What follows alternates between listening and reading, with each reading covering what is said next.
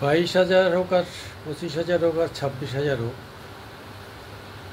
চাকরি চলে যাবে, এই যে যন্ত্রণা, এটা কোনো মানুষের পক্ষেই সহ্য করা সম্ভব নয়।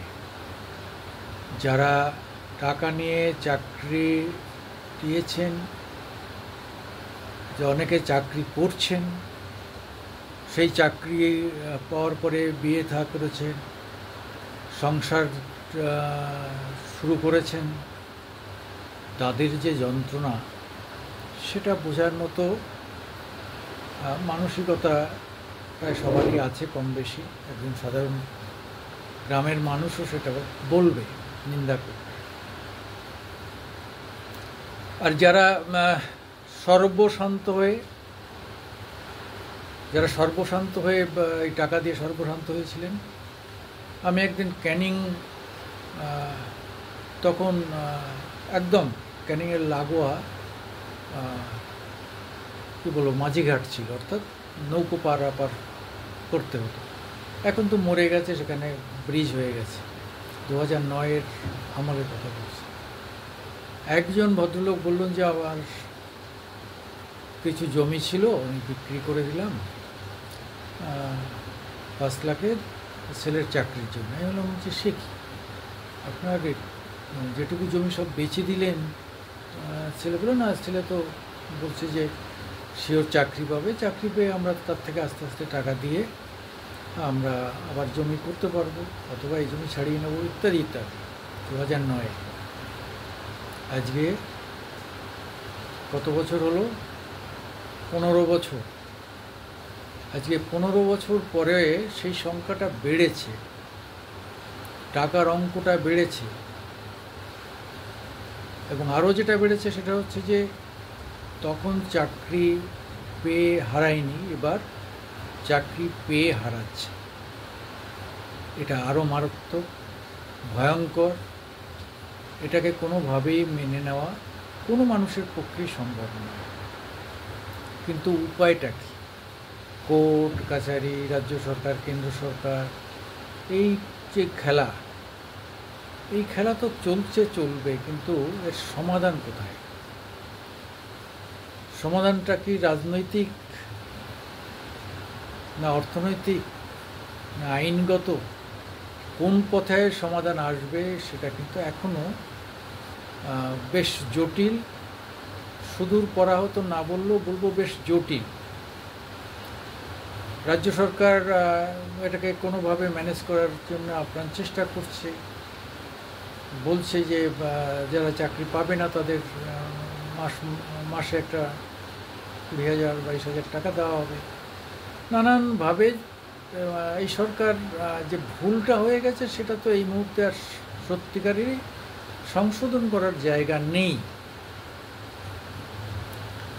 কিন্তু যদি কিছু আর্থিকভাবে ক্ষতিপূরণ দিয়ে যদি কিছু একটা করা যায়, সেটা কিন্তু অনেকটা বেশি কার্যকর হবে। কিন্তু রাজনীতি তো ছাড়বে না, রাজনীতি যারা করার তারা করবে, এবং রাজনীতির একটা অংশ তো সত্যিকারই তারা লড়ছে, তারা এই বিষয়টা সহজে ছাড়বে না, এটাই স্বাভাবিক। যেটা সিঙ্গুরের আন্দোলন, আজকে সেটা কি ছোট্ট একটু ঘটনা থেকে সেই আন্দোলনে আজকে একটা 35 বছরের সরকারের পতন ঘটে যায়। বললাম তো, একটা ছোট্ট ঘটনা। নন্দীগ্রাম, সিঙ্গুরে, সেখান থেকে নন্দীগ্রাম, টাটাদের একটা অল্প কিছু জায়গা নিয়ে টাটাদের হাঁটিয়ে দেওয়া থেকে শুরু করে নন্দীগ্রামে জমির জন্য 7-8 জন লোকের মৃত্যু, তাতেই 35 বছরের বুদ্ধদেব জ্যোতিবাবুদের সরকারের পতন ঘটে গেল। ফলে সেটা ছিল জমির আন্দোলন, আজকে চাকরির আন্দোলন। যুব শক্তির কাছে যে একটা ভালো মেসেজ যাচ্ছে না, এটা তো বলার অপেক্ষা রাখে না। কিন্তু এখন রাজনীতি করবে, বিরোধীরা রাজনীতি করবে, এটা তাদের স্বাভাবিক। কিন্তু যারা সাফারার, যারা ভুক্তভোগী, যারা ভিকটিম, তাদের কি হবে? আমি দেখছি যে সবাই নিউজ করছেন, সবাই ইউটিউব করছেন, সবাই আলোচনা করছেন বিভিন্ন টক শোতে, টিভিতে বসে অনেকে আর্টিকেল লিখছেন। খুবই স্বাভাবিক, এত বড় একটা ঘটনা, এত বড় একটা মানে হৃদয় বিদারক ঘটনা, সেটা নিয়ে যদি কিছু একটা হয়, মানে হচ্ছে, মানে একটা দীর্ঘ সময় ধরে হচ্ছে, সেটা যে সহজে